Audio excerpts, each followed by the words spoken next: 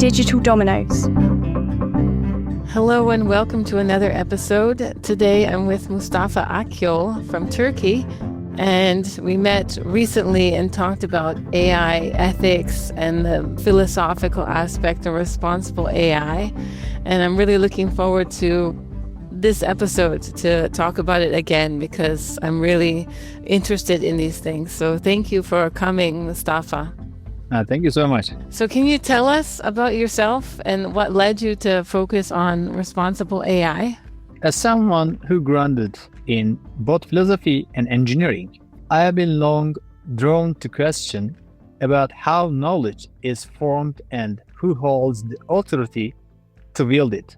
The rise of AI challenges humanity's monopoly on knowledge and creativity, prompting me to explore how we can retain ethical control without stifling innovation. That's where responsible AI becomes essential. It's really interesting. I mean, that's the whole question. How can we control ethics? That's what people are trying to put it into regulation. But I know from our previous discussion and what I think you'll present in just a little bit that I think you see it in a different way, that regulation isn't necessarily the thing that will make a difference. Yeah. Okay, I can start my presentation then. Okay. One of the closest approximations to perfection in nature and art is the Fibonacci sequence. But can this harmony be achieved in AI governance, or do ethical and social responsibilities exist beyond this order? We will reverse the follow of Fibonacci cycle and explore how the golden ratio of harmony can be established among stakeholders in responsible AI governance. Each step will give birth to and support the next, with accelerating intervals, but first we must return to ancient Greece. Aristotle once said, "Man is by nature a social animal, and man alone, only animals, possesses logos." This distinction emphasized two fundamental human traits, being social and possessing logos. To Aristotle, logos encompassed reason, thought, and discourse. Essential conditions for being political means social. Without thought, there is no knowledge. Without knowledge, no discourse. And without discourse, no society. Consequently, humanity's greatest achievements, culture, art, science, would be impossible without the logos. Logos represent the human ability to reason, interpret, and possess knowledge. Through this, humans have also developed the capacity to create ethical values. For centuries, humanity maintained a unique status based on these traits. But today, AI challenges this singularity, perhaps even preparing to dethrone it. For most of history, knowledge has been a human monopoly. Information technologies, from early computing to modern AI, have evolved from merely storing and presenting information to analyzing and processing it. Yet these technologies were never capable of mimicking human thought or independently generating knowledge. AI, however, is different. It doesn't just store data, it learns, detects patterns, makes predictions, and even exhibits a degree of creativity. Debates persist about how AI reasoning, processing, and knowledge production differ from human cognition. For now, I must agree that creativity remains a uniquely human trait. But for how long? Regardless, AI's growing capabilities increasingly position it as a perceived rival to humanity. And perceptions matters. After all, as Kant said, appearances are not things in themselves. They are merely representations our minds construct according to certain laws. Our perceptions shape reality or even create it. This shift has the potential to lead individuals into an existential crisis, a fear of losing their uniqueness. As the influence of artificial intelligence spread across domains like education, arts, law, and democracy, the crisis is bound to intensify. Naturally, we shall not examine each of these areas in detail, for each would warrant a dedicated session of its own. Rather, our path forward lies in tracing the roots of this upheaval two foundational pillars, logos and ethics. In response to this crisis, humanity may return to its second distinguishing trait, sociality, and its ability to generate ethical values. This raises the question, if every knowledge system developed its own ethical framework, could AI establish its own set of values or a complete lack thereof? More critically, as humanity faces an existential crisis over the very nature of knowledge, it may seek to reclaim control by imposing ethical constraints on AI. Given AI's unstoppable rise, particularly in knowledge related fields, eliminating it is neither feasible nor meaningful.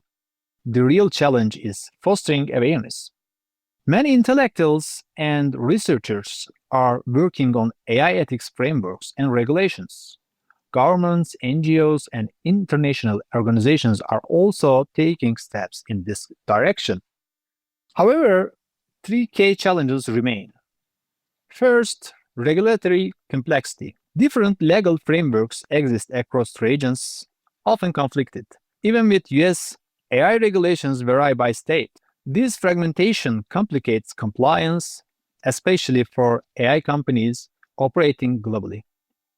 And the second, weak enforcement. Many regulations lack binding authority.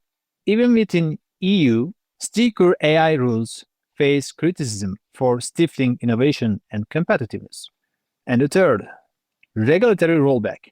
In the US, AI regulations have recently been reversed. Meanwhile, China's DeepSeek breakthrough has intensified competition, prompting the US government to frame regulations as obstacles to AI dominance. These challenges create complacency among AI developers, the root issue, a lack of grassroots engagement. Current regulations stem from intellectual efforts and institutional initiatives, but lack public demand. Without societal pressure, profit-driven companies view regulations as obstacles rather than necessities. But what if responsible AI become consumer demand? As with all matters of societal concern, the creation of responsible artificial intelligence hinges greatly on the presence of collective will and public demand. History also provides examples in commerce. Organic food movements pushed companies toward healthier products, and carbon footprint awareness through investments in green energy. Similarly, if consumers demand ethical AI, companies will no longer see responsibility as a burden, but as a competitive advantage. This is where we return to beginning, existential crisis as a historic opportunity. If the AI community prioritizes educating the public rather than enforcing top-down regulations, a broader AI awareness can emerge. Without this, societal demand for ethical AI will eventually rise, but only after experiencing its negative effects firsthand. This delay could lead to irreversible consequences, and unstructured reactions could result in unhealthy reactionary demands. By fostering a public-driven democratic demand, ethical AI can become commercially necessary. Global service providers will now be both willing or at least commercially compelled to implement regulations and eager to push for globally unified regulatory frameworks. Thus, with the participation of society, corporations, intellectuals, scientists, civil society organizations, public institutions, governments, and international organizations, responsible AI can be built on truly global scale. This would create a self-sustaining feedback loop, one that, like the Fibonacci sequence, accelerates with each of iterations leading to a more robust and globally integrated responsible AI framework. As this cycle continues, the companies that act early and take the initiative will gain the advantage. But in shaping AI's role in our world, the real question remains. Will we replicate Fibonacci's natural harmony, or will AI become a mirror to our own chaos? Do you think that the AI companies have any motivation to actually inform the user, or will that have to come from somewhere else? They are motivated to earn money. And if conscious users became and demand the ethical regulations and values and safety responsibility from the companies, they do that.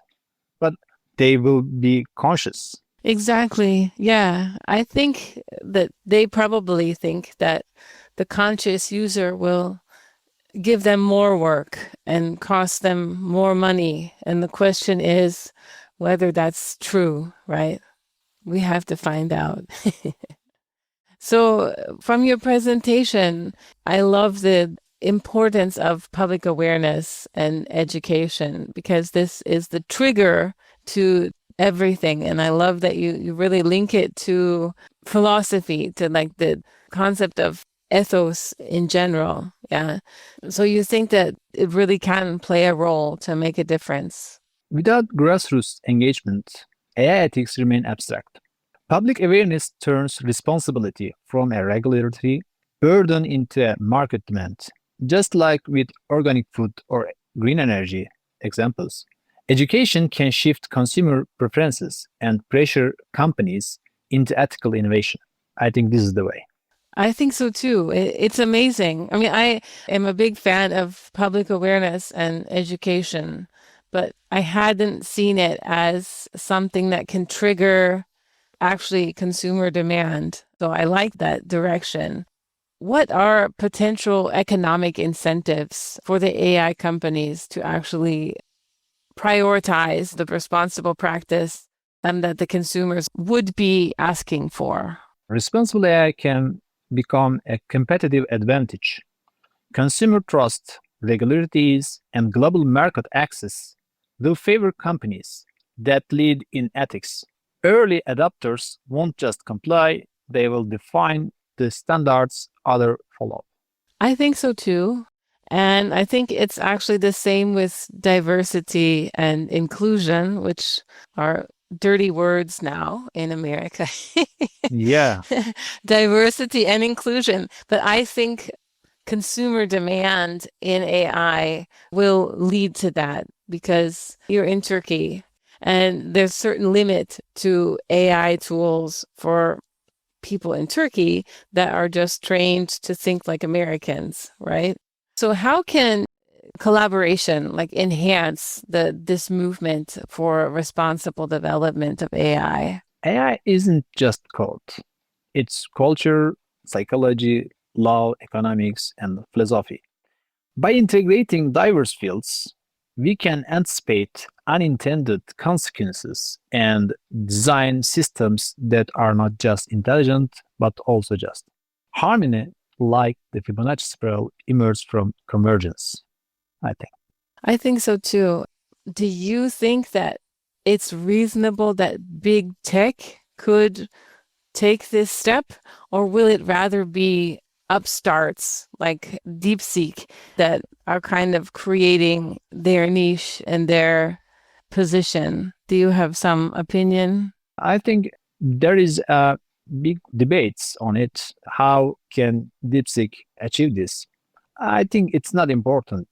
I think the important thing is how ethical is it and how respect to democracy and individuals' liberty and their perceptions. I'm not sure about it because China is an authoritarian government and the world go through their authoritarianism is rising and this is very bad thing. And I think that AI play a crucial role in that. And so I don't find the DeepSeek as a good innovation because I don't know more about DeepSeek, but it indicates the US companies. We must achieve more and we must beat it, they say, but we can only achieve this with deregulation. And this becomes a big problem for the world, I think. I think so too. It will be interesting to see how things move forward. Thank you so much for your thoughts and your really thought-provoking presentation. I personally am working hard to get this grassroots movement. That's how we found each other. So hopefully this will continue. It will spread Yeah, like we must fight. we must. We can't give up. Yeah, it is very hard and we don't know will be success. We don't know, but I think if we respect humanity, we must fight this. I think so too. We'll do everything to help that happen. Thank you so much again, and we will definitely continue in the fight in any way we can. Yeah, okay. It's my pleasure, and thank you so much. And that brings us to the end of this episode of Digital Dominoes. We hope you've enjoyed learning about another piece of the puzzle that makes up the vast and complex digital world. Remember, you can find all our episodes and more at digi-dominoes.com. We're always eager to hear your thoughts, so drop us a line and let us know what you think. And if you've got an idea for a future domino, please reach out. Don't forget to like and subscribe, and until next time, remember that each domino doesn't stand alone, but that each one has the power to affect the others. Digital Dominoes.